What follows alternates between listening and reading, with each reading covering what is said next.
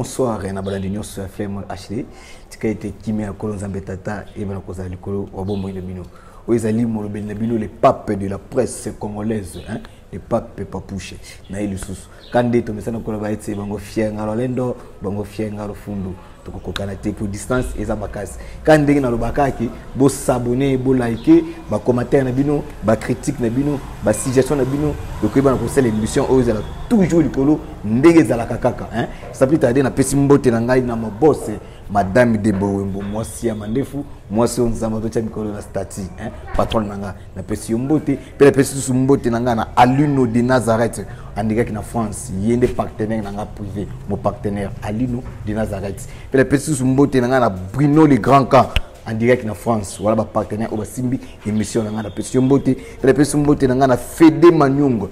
Éclairage public hein moi na mutikile moi na mbinjatoko la pesi mbote pe la pesi mbote nanga na Sarah Lifela Sarah Lifela la grande H de Paris voilà ba partenaire nanga Sarah Lifela la grande H de Paris la pesi mbote pe la pesi mbote nanga na Divine Abondi hein Divine Abondi maman na Azael Divine Abondi maman na Azael wana ba partenaire nanga na pesi mbote esiko zali pe la pesi mbote nanga na Mimi Kaiba na boss Nyosh Kaiba na boss Kas Kaiba pe famille Kaiba mobimba na pesi bino lelo toye na invité na biso ya sika tokoyamba moko na kati ya bureau ya oyo ba bengi Dipogré hein ba Dipogré lelo toyambi moko ayeba na ko expliquer biso ba Dipogré ngo eza nini elakisi nini pe eluta wapi pe mokonzi nango azanani pe toyebi na koyoka makambo eleki na koleka na kati ya ba Dipogré oyo eyebi na ko circuler na moment oyo toyambi moko na bango akoyeba na ko relater biso histoire vraie car na ndenge na émission biso ka histoire cachée le peut oser va découvrir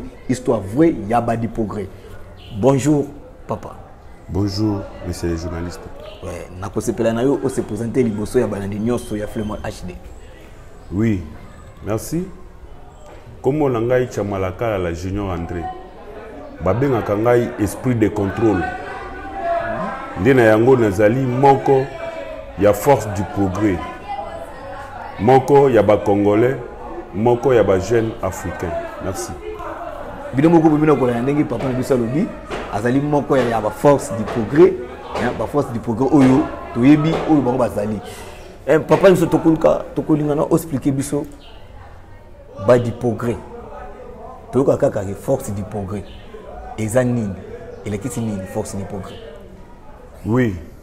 Force du progrès déjà tango zoko yoka ezali na deux mots. Il faut comprendre déjà que force ezali mouvement o esalaka ke etindika makambo liboso nde yango tozali kosenga progrès lokola mboka na biso ezalaka na difficulté moko ya bande ko bolimbisa mbala moko so na ko kota pe na histoire mboka na biso bande indépendance si te o koma na ba époque moko ya ba 1990 en tout cas démocratie ezalaki te. Malgré la perception d'indépendance, moko ya lokuta, démocratie pende zalaki te. Ndena yango pe na bampaka na biso bazalaka na tango wana ba vivaki époque coloniale, ba ko vivre na ndenge tozwaki indépendance, ti batali développement ezalaki te. Développement ezalaki te parce que démocratie pe ezalaki te. Nde yango bango babandaki bitumba o etalaki koluka ko promouvoir démocratie na mboka na biso pour développement yeba na okota. Na kati na bapaka wana oyo paka munene totikalaki na eti na suka po lelo oya koyoka kombo ya force du progrès ezalaka Etienne Tshisekedi wa Mulumba nde yende fondateur père spirituel mukolo force du progrès ezalaki na tina oyo ya bimiselaki force du progrès tango zo koyoka force du progrès c'est-à-dire lokola démocratie ezalaki bloquée quelque part. Démocratie peut être progresser. Ndé sengaki que to créer force moko au sein de l'IDPS parce que l'IDPS c'est un parti politique moko munene o ebundeli démocratie na mboka na biso soki lelo to koma koloba démocratie c'est grâce à l'IDPS mais démocratie yango ezali kozala chaque fois étouffée chaque fois barricadé quelque part ezali vraiment ko développer malamu te ndé na yango toujours na sein ya lit ya koluka démocratie. Etienne Tshisekedi wa Mulumba, d'heureuse mémoire, que je respecte encore beaucoup plus, mon mentor spirituel. azwaki makanisi oyo ya kosala force du progrès pour epesa IDPS sens na force ya kotindika démocratie liboso. La démocratie vraiment devrait progresser nde na yango moi lelo pe tozali na kati ya kolobela histoire etali force du progrès. C'est que ceux qui te l'endeli bien tina ya force du progrès ezali kotia tout le monde au quoi tozana président biso son excellence Félix Antoine Tshisekedi kotia ye poids ya kokende liboso ya ko soutenir force du progrès ezaka pour ko soutenir IDPS ou bien ezaka pour ko soutenir démocratie mobile. Ah. Merci. Ezali kaka pour ko soutenir IDPS te. Ezali d'abord pour ko soutenir Congo et progresser. Il fallait qu'il y ait une force mentale, physique, même intellectuelle, parce qu'il y avait déjà des intellectuels, mais il manquait quand même une force physique. La force physique résidait et réside encore jusqu'aujourd'hui dans la jeunesse.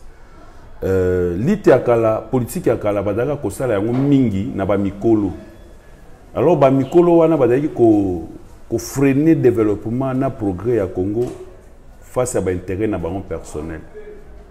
Mais intérêt na baron personnel wana badaki kozwa yango pona nini pour badaki kozwa ti na ba intérêt o ezaki ko kende na jeunesse.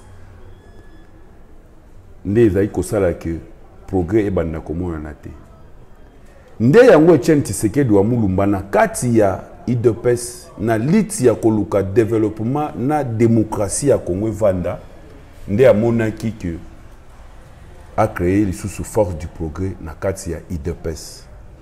C'était pas seulement pour na kosunga IDPS to kosunga Etienne Tshisekedi wa Mulumba, ezalaki pour na kosunga ko vandisa penza ko imposer démocratie na Congo parce que chez nous la démocratie vraiment devrait être imposée jusqu'à tel jour que au moni moi bande ko na biso mi balé misa to balobela ki démocratie mais bandimaki ko sala yango te et les autres ont envoyé la démocratie pe ezali déjà na kati sa progrès à travers Félix Tshisekedi o yazali chef de l'état na biso lelo pe azali moko ya biso na kati ya IDPS pe moko ya membre ya IDPS ya force du progrès et nde lelo yende azali mentor numéro 1 ya force du progrès pour na koluka ko faire valoriser nos valeurs congolaises koluka ko combattre anti-valeurs lokola anti-valeurs ba combattre kaye na ba sens nyonso pour na ko dissoudre ba anti-valeurs na ye nde yango mona ki force du progrès yaki nde biso nso tozali na kati ya force du progrès. Merci. Merci.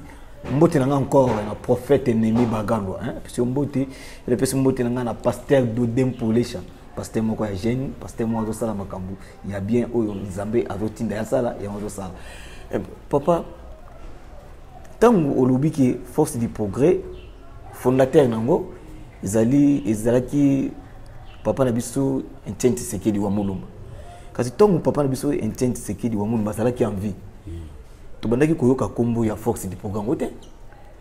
Oui, tozali koyoka kombo ya force du progrès te ozali koyoka IDPS. Développement toute démocratie po evanda ezalaka esengaka vraiment ba effort ebele na ba moyen ebele. Na tango wana IDPS azalaki na minduki te azalaki na eloko moko te tozali kaka na biki na papier. Alors na mboka na biso ba o bazali ko kamba mboka na tango wana lokola bazali ko boya démocratie bazaka ko kende mingi na politique musculaire donc politique ya ko kende ko betaka ba masasi ko bomaka ko tumba donc ko boma pena ko saboter congolais pour alobela démocratie te ndena yango suko izali ko komake dit lokola bandaki na ba mikolo bazaki vraiment ko kokateli susu ko sala ba descente na balabala pour na ko réclamer ba mikolo ba komaki déjà étouffé parce que bazali ko banga misusu bazali ko banga bakanga bango ba misusu ba komaki ba malade ba misusu ba komaki voire même affaibli na âge ndena yango Etienne Tshisekedi wa Mulumba abengaki ba jeunes à conscientiser bango a ebisi bango vraiment que le Congo nous appartient tous et mingi Congo eza biso ba jeunes parce que biso nde tozo banda nango ti après to komi mikolo to tikeli bana misusu nde Etienne Tshisekedi wa Mulumba lobaki na biso tozwa courage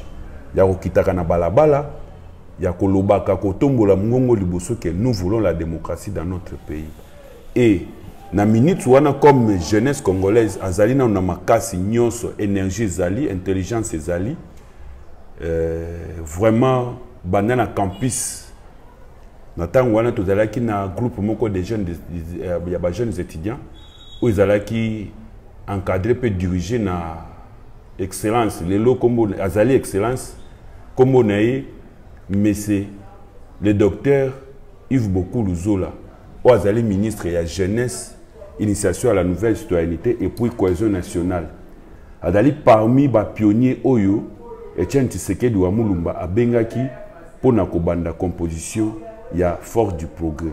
Alors à travers la jeunesse estudiantine ba jeune oyo bazaki peut déjà na moi notion scientifique nde toyaka pe biso nyonso kokota na idéologie oyo ko soutenir ba pakana biso oyo bazalaki déjà affaibli moyen batambola ta na balabala tamula ezalaki te nde biso tolobaki te tozali na énergie ya kolongwa changu ti lutendele tozalaki na ba énergie ya kolongwa kasangulu ti maluku.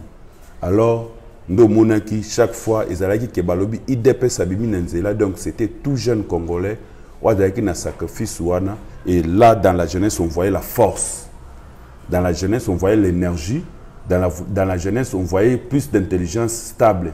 Et c'est pour cela et c'est que progrès et salema pona assise à démocratie. Et c'est pour cela qu'on avait appelé la force du progrès. Donc c'était la jeunesse naissant na kati ya activité politique où ils allaient mingi freiner ou soit limiter na classe moko boy. Mais papa Etienne Tshisekedi wa Mulumba qui tsaki ont vraiment ti na ko koloba ke ti na jeune ou ya na 45 ans oyo ka maloba ya ba parents azali jeune congolais vraiment azali force du progrès parce que il faut abomba litwana ya koloba ke Congo faut la démocratique comme on le dit toujours. Parce que comment yango biso nyonso que c'est la République démocratique du Congo.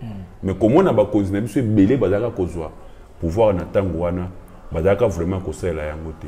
Ndena yango lelo lokola Félix Antoine Tshisekedi Fachi Beton azala krapé moko ya force du progrès yende lelo azali na kati ya pouvoir tout ayant la vision de l'IDPS, la vision encore de la force du progrès nde ozo komona force du progrès ezali simanaye pour soutenir misala nyonso ya malamu azali kosala misala nyonso azali kopesa jeunesse pour jeunesse aibana ko garder ba valeur démocratique na mboka na biso. C'est un peu ça.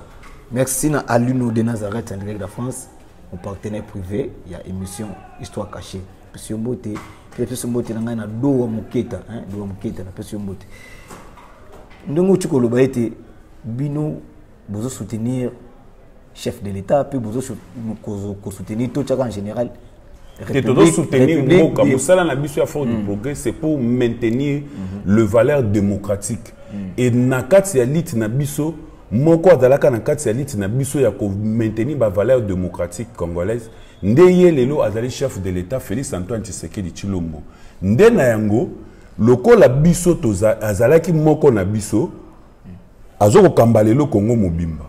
Ndena yango biso toza pene na ye na ko rappela kaye tina ya musala force du progrès oyo ye moko alitaki pona yango ko pesa ba valeur démocratique et surtout mingi na kati ya jeunesse. Nde yango zo komona lelo soko tali na kati ba nomination na ye ozo komona ba jeune mingi. Ba jeune mingi to boité. Na maloba na yo uti ko lobaité bino bozo bundela pona assise ya démocratique. Mais obiso tozo mona iza obino bozo lobaté. Un force du progrès to yebité na minute o. Bokomi société, bokomi parquet, bokomi la police, bokomi ko se faire justice binomoko. Pour biso tenir que force du progrès, bozak ba civil lokola batu nyonso. Mais to komi ko kalelo que force du progrès bokomi na kacho na bango moko na kati. Que bino bokomi ko zwa batu bozo kanga bango na kati ya kacho, OK famille na bango ba yebité, famille bazo kabana na bango nchoka te bino bosala ba kacho na binomoko. Est-ce que eloko wana nde za kobundela assise ya démocratie? Ndeko journaliste na koyebisa yo boy. Lelo yeba yango ke batu nyonso o balingi démocratie te na Congo. En tout cas ba ko dévaloriser yango na sens nyonso. Oyo balingi progrès te na Congo ba ko luka maloba nyonso ya mabe ba ko sangisa pona koloba na kombo ya force du progrès. Force du progrès ezali armée te ezali ni même pas encore la police. Et je vous dis clairement que la force du progrès c'est un mouvement de jeunes Congolais conscients, patriotiquement, démocratiquement, œuvrant au sein de l'UDPS. L'UDPS étant parti au pouvoir, prônant les valeurs démocratiques. Tant que nous avons si que bandeko balanda kabazo yokanga. Fort du progrès, nous avons bandela kolobango bien. Ils ont le mouvement de jeunes conscients patriotiquement, œuvrant au sein de l'UDPS. l'UDPS œuvrant et puis luttant pour la démocratie congolaise est encore un parti au pouvoir. C'est pour cela fort du progrès d'ailleurs nasima ya ko booster misala malamu oyo esengé ko sa manamboka na biso ba valeur kitoko oyo esengé ko batela manamboka na biso à travers chef de l'État Félix Antoine Tshisekedi Tshilombo oyo azalaki moko parce que lelo azali sous-souté, je peux le dire. Il est chef de l'État de tout Congolais, azali président ya banani na balamuka o na ba fayulu aza président na bango. Au soit disant Franck Djongo, Fachi Beton, Aza Mokonzi na bango. Azalaki na kati ya IDPS. Azalaki na kati ya IDPS, azalaki lisusu na kati ya fort du progrès. Pour les jeunes. Azalaki en tant que jeune. Ndena yango lit na biso azalaki pour na ko faire asseoir ba valeurs démocratiques. Quelles sont les valeurs démocratiques surtout na jeunesse lelo? Le kolo azalaki koyoka par exemple phénomène moko bimi lelo na kati ya ba jeune bazo benga phénomène bombe. Vraiment mon frère soko yebelo ko wana te na ko yebisa yo. Te wana sikonde ozolinga o échapper na question nanga. Nayebi ke mutu nyoso linga ka torte. Question nanga simple répondre nga. Ouais. Vrai ou faux? Bino bokoma na cachot na bino. C'est faux et archi faux. C'est faux et archi faux. Nos commandants. Donc d'abord déjà je peux le dire et je cite de ma propre bouche le général Silvano Kasongo, notre papa provincial, le commissaire provincial de la ville province à Kinshasa. Ayebi fort du progrès, ayebi musala fort du progrès salaka, fort du progrès dakana kasho mo côté ya ko batama lokola to mona kana ba époque wana ou bien na ba pouvoir wana ba dakana ba kasho mo ko batama ko salaka ba jeune mabete. Moi je suis fort du progrès. Na dalaki pe na ba vie moko boye na ba comportement moko boye. Oye boya maki na kati ya Congo. Tango zo ko boya na kati ya Congo veut dire que na koloba ke na dalaki par exemple, na dalaki kuluna te me na koloba na dalaki par exemple kuluna ngamoko na miebi place na outil. Ndé à travers force du progrès, n'a changé la mentalité, n'a comment les lots au nazali à aboué. Et puis je suis responsable père d'une famille et puis d'un foyer stable. Ndé yango nazo bande la kozongi sa koye bisayo lisusu ko répondre yo lisusu na monde mobimba ke force du progrès ezali cachoté ezali leader ya ba jeune esprit leadership ya jeunesse congolaise. Une jeunesse consciente pour le développement de la patrie Nabiso. Et ça dit que fort du progrès, Badakana cachoté, c'est faux et archi faux. C'est ce que je dis. Parce que devise, il y a force du progrès. C'est l'aide du Congo. Devise, il y a force du progrès, c'est l'aide du Congo. Oui. Pour l'état des droits et le déboulonnement des mauvais systèmes. Des systèmes. Mauvais système, le corps en attend un système dictatorial. Dans un système, il y a Moutaloba, ma bezo salema na Congo te. Ma be na Congo, mingi ezalaki nini. Mokonzi moko boye, adakana ba clique ne moko ya ba batu moko boye, atindaka bango bakenda kosala délinquance, barbarie, ko buka banda ko batu, ko tumba ba biloko ko batu, ko bebisa ko kata batu ba machette. C'est le cas contraire na force du progrès. Ndene yango zo komona ke mouvement na biso awa sikoyo na minute oyo nous la force du progrès. Nous sommes là contre les anti-valeurs. La lutte Oyo, Batikela Biso et Pankondo et Tshisekedi wa Mulumba. De heureuse mémoire. Merci.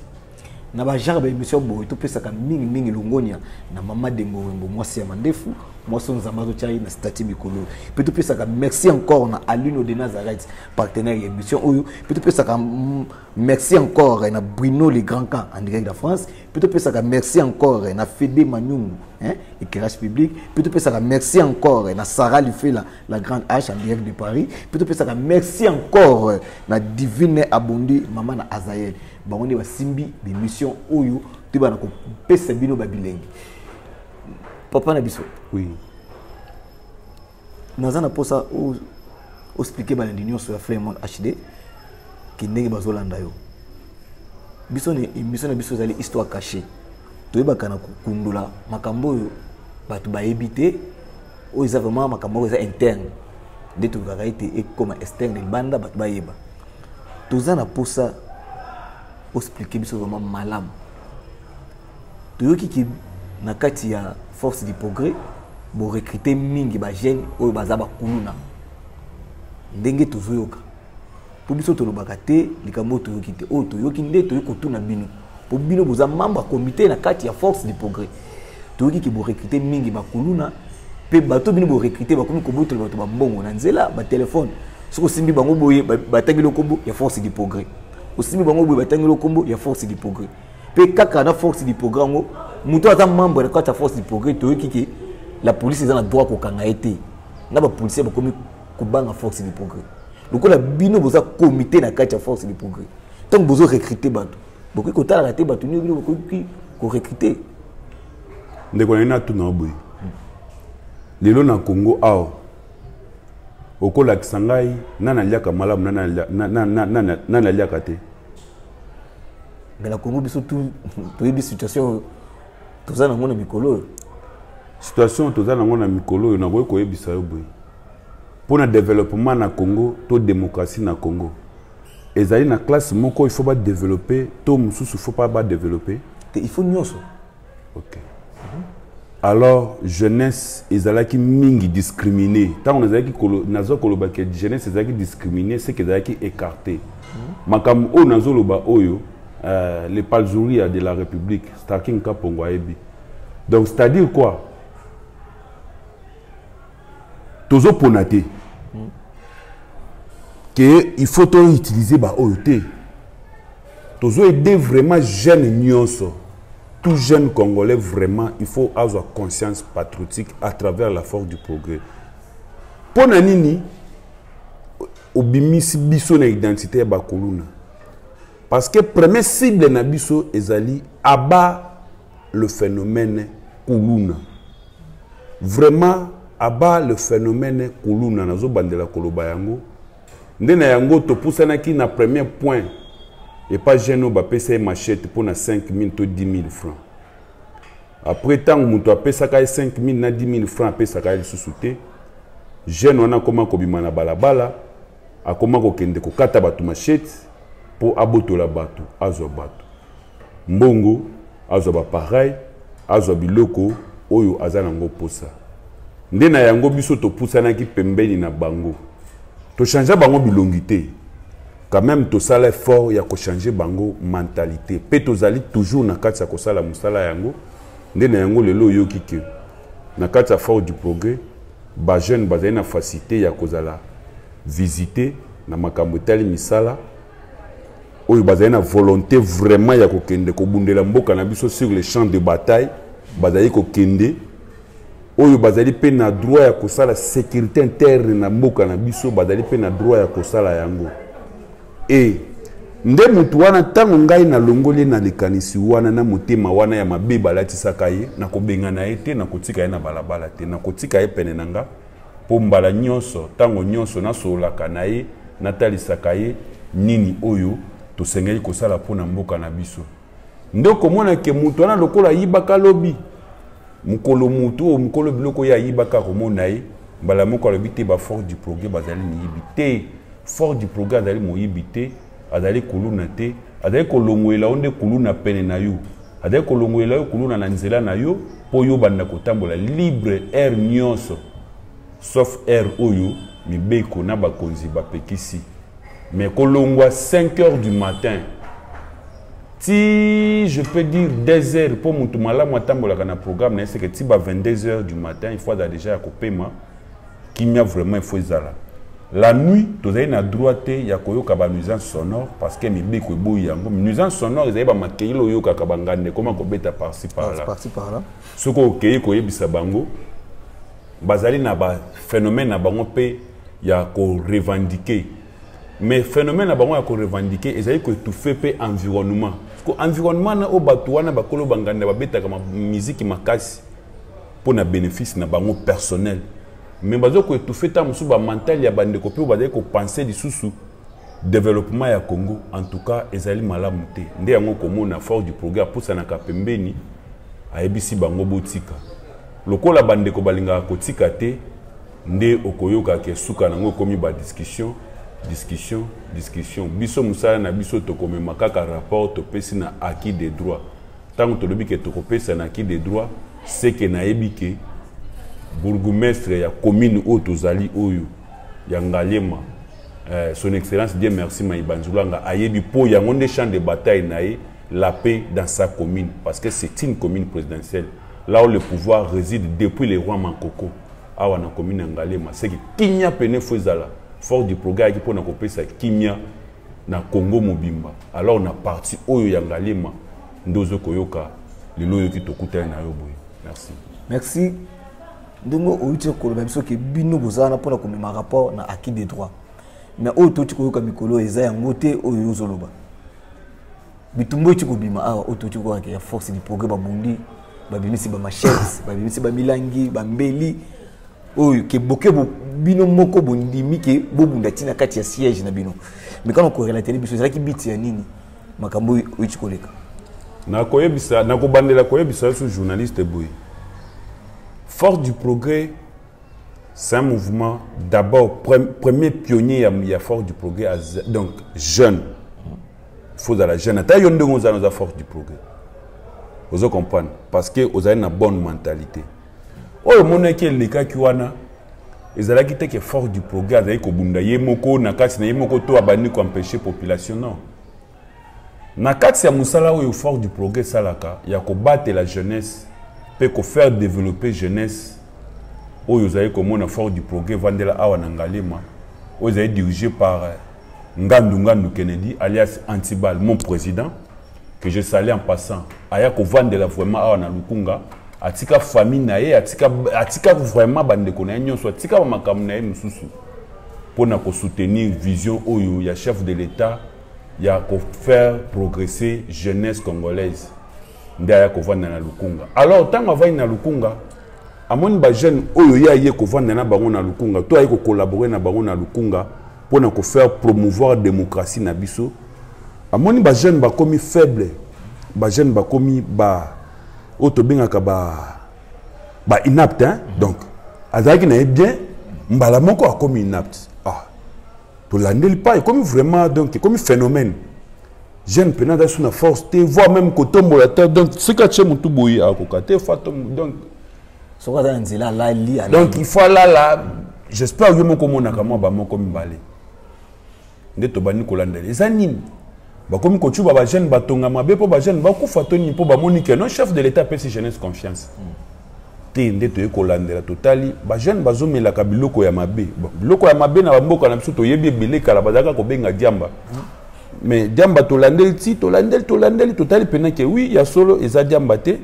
ba miso bazomela ba diamba bada manifestation bazo sala mais tozo pekisa bango facilement bazo tika mais bazana ba niveau ba faiblesse to mona ba jeune miso ba comité ndeto landeli to kutike bazomela biloko mo bazo benga bombe ezali matière moko catalyseur exista te etikala kozala te ezali biloko ya phénomène oyo bayela biso pona ko boma nango Congo pona ko boma congolais bien to ko boma Congo malamu faut ko banda ko boma jeune congolais ndena yango monaki bazo boma jeune congolais vivant à travers phénomène bombe OK à travers phénomène bombe et comme bobengi mutu bo conscientiser ni nyezole kana vina otena melaka bombe tout ça otali pe boye vraiment ba image ezali bande ko ba mona otali pe boye vraiment azo promettre ce soit venir ti to landi ti to kuti eza vraiment na base moko na kati ya quartier moko résidentiel ou bien na cité des anciens combattants na kati ya commune Ngaliema batutu ba yebi yango eza na jeune moko ateka komona na ebite so na ateka biloko wana na ebite so na kotanga komona ba benga kai bobo phénomène oyo ezali kosunga mboka te ezali ko aider ba congolais te surtout jeunes ezali ko comme ces jeunes faibles tango zo kozanga eloko ko sala na butu amemi machete ke côté le mana balabala pona ko botola biloko alors il faut kotika yango bobo faisait semblant bobo do sala semblant to kanisi ki atika on a bino moko bokomela kiye oui otozo kendeza musala na biso eza musala na biso tango nazo bakeza musala na biso ya conscientiser jeune pour nga pe naza jeune congolais ndeko nanga naza droit côté ya ye leki nanga naza droit ko beta e film tango azo yoka te tango nazo loba tout jeune congolais azo yoka pour makambo tozo loba to loba ngo pe pamba te honorable il y a des gens Jean-Marie Lukula c'est donc kinga yebi po yende pena piste ya boulot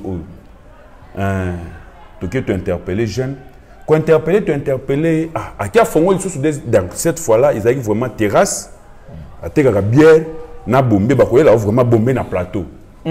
Mais je vous dis franchement clair, mais nazo ebisayo bato bavanda kana cité des anciens combattants ba ebi ba maman ba papa ba donc ba jeune o ba daki ko nyonga ko sepelater makamo lelo sur tuni otamisi miko ba balader ba ko ebisayo bobo s'est donné les épaules ya koluka côté kabombe na plateau on vous amène comme ça par de filles bordel azo teka na bombe mais na c'est azo couvrir on a bière azalaki côté ka yango na ndako na ye tant biso te interpeller qu'il faut phénomène noir le na quartier ndé à s'entêter encore plus pour nous prouver que oh biso to sala et ça tazo pe sa raison à lobi ki adana batu na ye aza aigle aza penga donc na batu na ye oyo basala kaye apumbwa likolo ndé na yango biso to loba ke aigle na Congo aza moko ponga na zali sala aigle alors antibala loba ki boye toluka total bobo na misala nae to komina no connaît pas bobo te bobo akei ko rassembler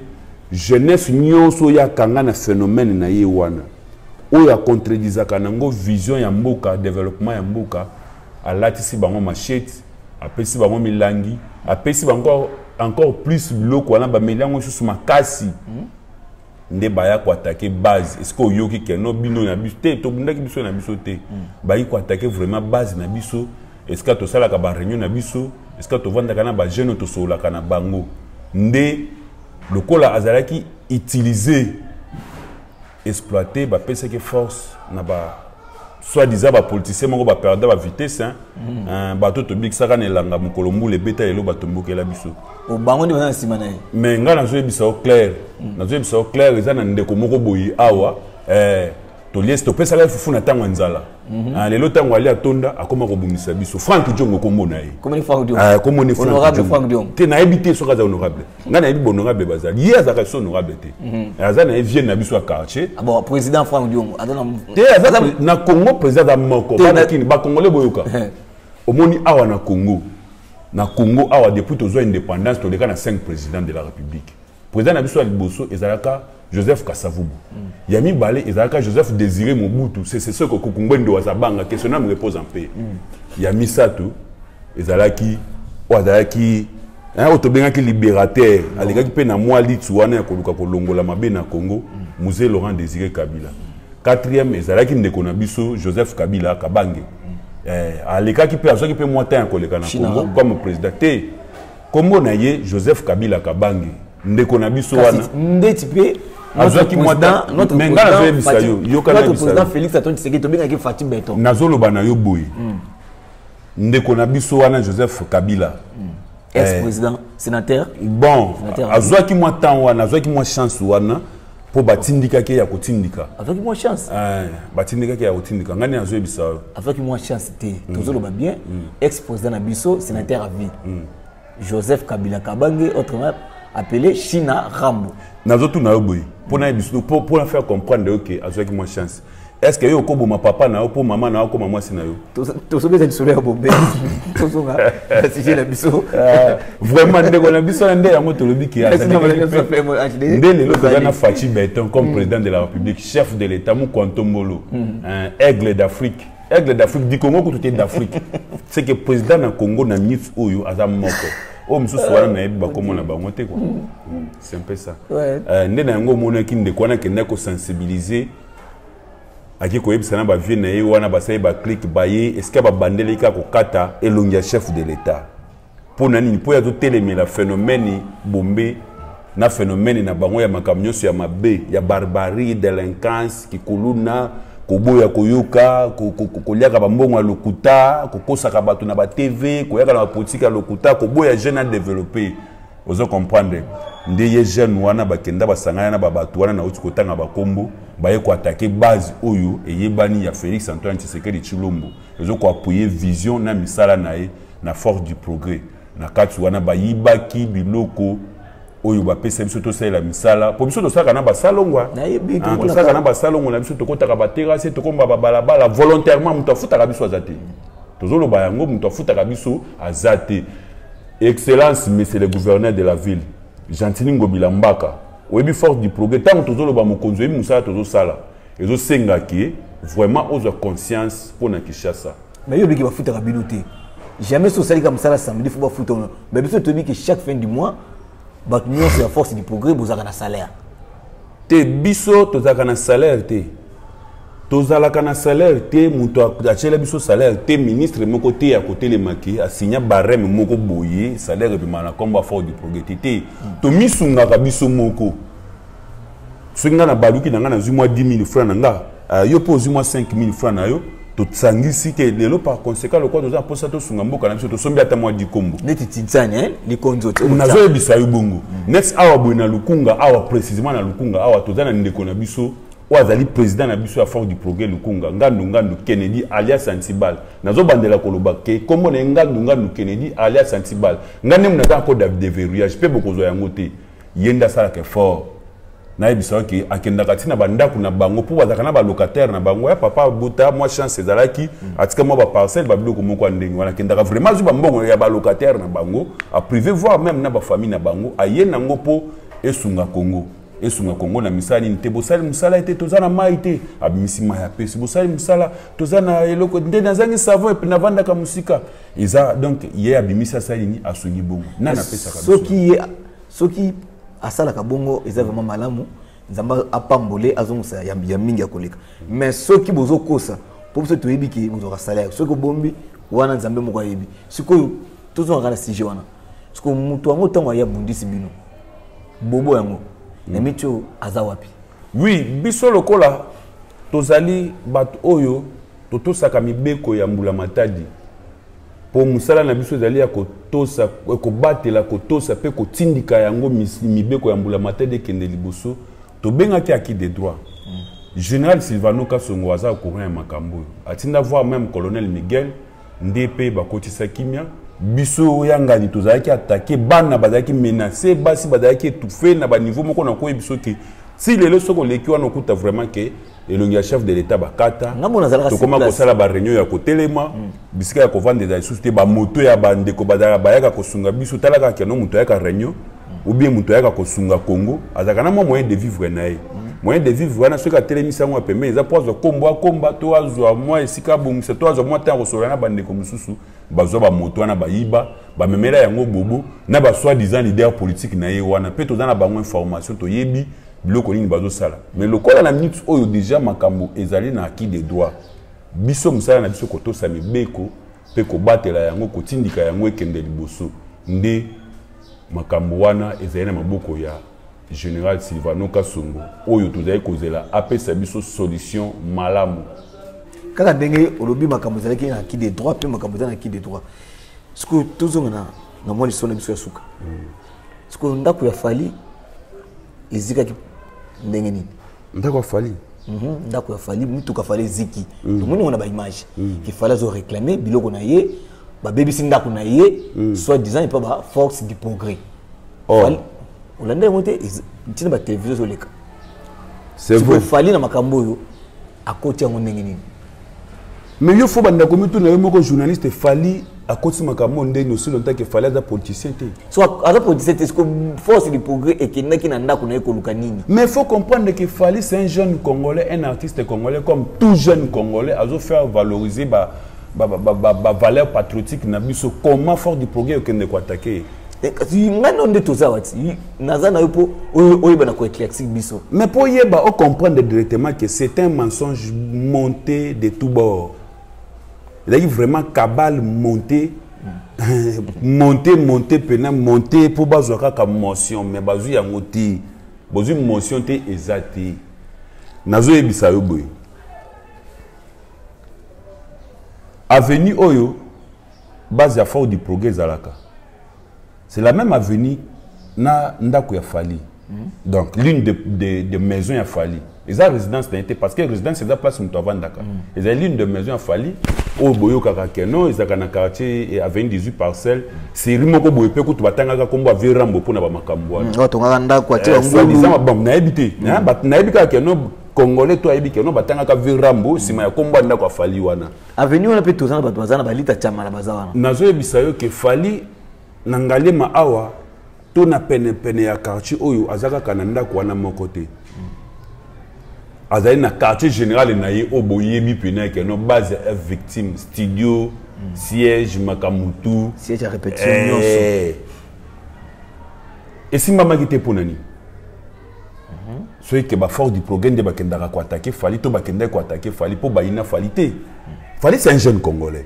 aza pena jeune congolais azo promouvoir pena ba valeur culturelle na biso eloko wana ozoyoka nazo yebisa yo et pour qu'il y ait la vérité, mon corps est le loqué. Et puis, il a fallu pour pas place à ça. Dans la même constitution, aux gens ont droit à vivre l'État congolais. Et puis, quand les jeunes congolais n'y soit vivre, Penenayo a bénéficié de la valeur patriotique aux gens. Moko, il y a des gardes, il y a fallu pour pas. Dans d'autres temps, parce que c'est mon ami, c'est mon camarade. Si dans d'autres temps, il a fallu mon croisement de l'Onginanga. Elle règne mago 3 fois plus que Axel Aibi. Aigle. Ah, te kebaka mingi na komba aigle. Zo pekisa yo penza pona aigle na zo pekisa yo. Aigle za moko. Zambi. Pona aigle pe na pekisa aigle. Bon, ngana zo ba ngana yo kaka fali aigle. Ah bon. Aibi. Masa na biso C17 ndeko na biso. Faut faire C17 pas comment fort azaka pe fort du progrès. Bon. Mais sende mukusana sous c'est mon ami. To daka ne membre fort du progrès. Parce que boni place ne kona bina vanda ka boke ne ko attaquer yango. C'est que za makambu ya lokuta. C17 baya ko attaquer na kombo ya fort du progrès. Et tant que azali membre ya fort du progrès. Nde le même groupe ya babobo. Na babatu na bango wana basala ba click na bango. Bon, limisama muke na rozo ngisomo elo mwa muke. Na kati ya misala na biso to contrôler ka pemboka. Na kati ya contrôler mboka, ezana structure moko bobo mona kana kati ya bare. Liboso daki aseko lelo koma soki achako na éviter. Tango aseko babani ko bunda biloko na zolo baba konzi ba ebi yango parce que ça sous grave na terrain tisikoyo. Yango zo causer vers voire même na ba monter ya ba prix ya ba transport sans contrôle to beta point wana na mikoleko ya bokolanda yango nde na kati wana tozwaki C17 biso ba fort du progrès C17 état que master na biso membre na biso fort du progrès peut pas fallait za place na musala vous comprenez azaka ne musicien te c'est un champion aliaka na likofi likofi mais toi c'est protection ya siège à mais azali sportif il faut la considérer pour la valeur sportive congolaise qui est liboso. Né ngomoni il fallait appeler ça iskasa la kamusala. Ozomona ndé biso to tchaki que reconnaissant moi ba valeur n'est pas zanango te ça va. Vanda wana encadrer batu wana. Na ko vanda zeko encadrer batu oyo bakota ki sika wana bazobenga ba chako. Ndé ba oyo balongwaki aseko na makambo te transport bakenda ko sangana na bobo. Donc bobo kenda ko benga bango ya ko benga ke muntu wana bumisa bino na place na bino ya musala oyo bacha ke akoma ko sala musala na bino to kende ye pas daka moko ya ba fort du progrès pour tanga place nga sala ka musala ba ko attaquer nga manga zo ebisa yo esika na musala menga zo ebisa yo makambo ozo mona soko moni zu mpepe makasi parce que ezalaki na ndako afali ata place nga sala ka musala ba ko attaquer nga nde yango mona bakenda ko attaquer place ndeko na biso sala ka musala eloko na zolo ba yango mama na ketchup ozoyoka yango C17 aza innocent na makambo wana balatisa ebe aigle fali pupa na lobi yango parce que azali aiglon abotami na aigle C17 aza innocent bozongisa boulot parce que oyebi mwana nonda souffraka pona makambo bakenda ko attaquer C17 pona kosimisa biso touche na kombo ya fort du progrès. On a bato bobo kaka bango moko. Mais groupe ya bobo na zo bobo a mis charge ya politicien, a mis charge ya yemoko makambo bombe, a mis charge ya kokende ko bimisa bato oyo ya aseko to bengana na terrain bazai komatisa ba transport na nko. Ozoka groupe wana ya sangisi bato misato. Groupe wana 3 groupes à peu près 800 personnes un bon lundi, le 27 février 2023. Pour nous attaquer dans la base de force du progrès, nanda kuya fali poupa. Oh, les loba, comment on le bat? Oh, bah du progrès. Non! C'est 17 à membre de la force du progrès. Et puis, il y a beaucoup de place à yébike, bah du progrès, t'es moutou bataka, nda kuya fali poupa. Bah du progrès, t'es moutou bataka, nda kuya fali poupa. Bah individu mal intentionné, nde ba kenda ko sa eloko wana, pour na ko salir Congo, il y a force du progrès. Soit disant, ce que tu as dit, période, on a montré que c'est période où Emmanuel Macron a yaki. Badaï ko luka ba saboter pour na ko loba ke force du progrès, baboyi Macron a na Congo, il y a un moment où il ko sa eloko wana, c'est faux et archi faux.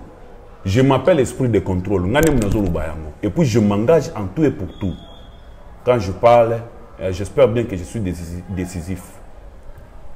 Awa na Mbinza, awa na Lukunga, précisément na commune Ngalima, aux alliés politiciens moko boyi, ya ko manipuler jeunesse au kolekate, toko uzala simana yo, en tout cas au kuta na force du progrès.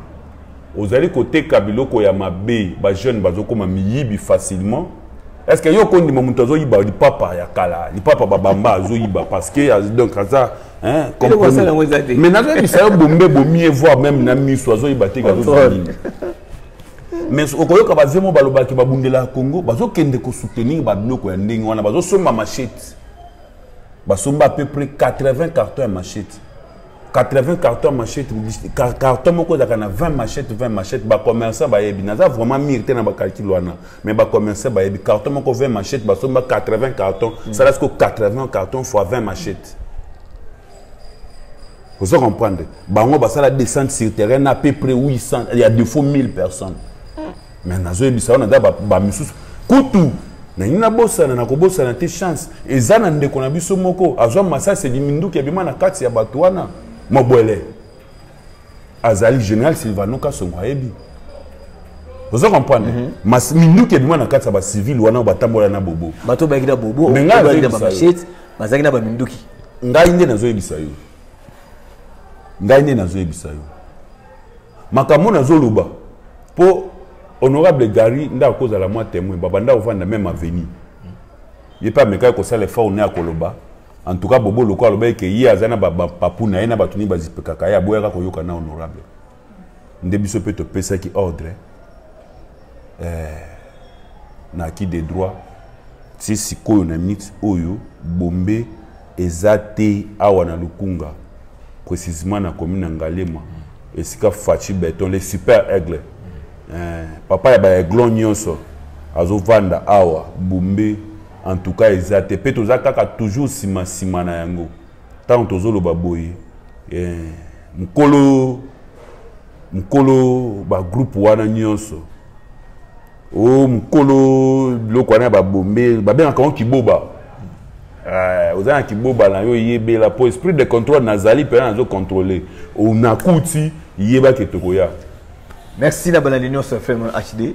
Bino bolinga boite bino ko ka sentiment te nabi ke to mona na bino makala santé déranger ki mbeto zongi kande na misana ko lobaite émission yango nazana pour ça ba commentaire na bino ba suggestion na bino ba critique na bino pe bobo santé bo s'abonner kande na misana ko loba il faut to suka a ozali ki volume 1 ya ba di progrès volume 2 ezali ça peut t'aider na kopesa mbote na encore et puis merci na ngai na madame Demboumbo moi Sinzambe moi si amandefu isikazali na Paris moi Sonzambazo China statue mikolo pesi mbote pesi mbote na nga encore na partenaire na nga na bandi siko na ba partenaire na nga Alino de Nazareth en direct na France na pesi mbote merci na Koli continuer sous kosala ngona ozelango et kozala malamu mingi pesi mbote na nga na Bruno le grand cas en direct na France na pesi mbote partenaire privé na nga pesi mbote na nga na Fede Manyungu awa na kati kine Fede Manyungu éclairage public na ozela kaka pe na pesi mbote na nga encore na Sarah Lifela la grande H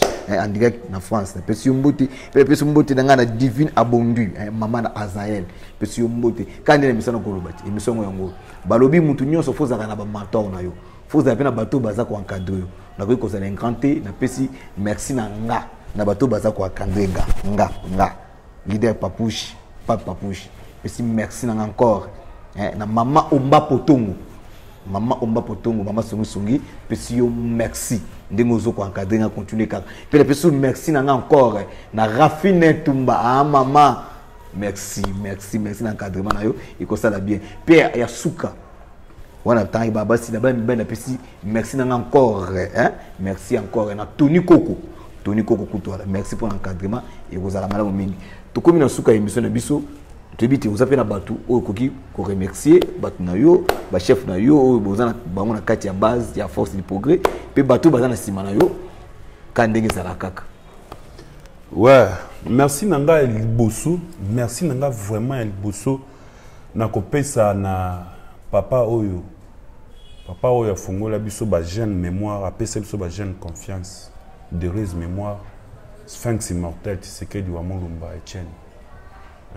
Kondo loboko peneza likolo ya mibale na kopesa na ye moko aigle pena super aigle Fachi Beton moko Ntombolo Chilobu Chamakanda tango na lobi ayoki na kopesa lisusu na ministre ya jeunesse initiation à la nouvelle citoyenneté et cohésion nationale monsieur le docteur Yves Bokoul son excellence monto a vraiment la stabilité ya encadrer jeunesse na mutu na ye mbote na ngai okende pa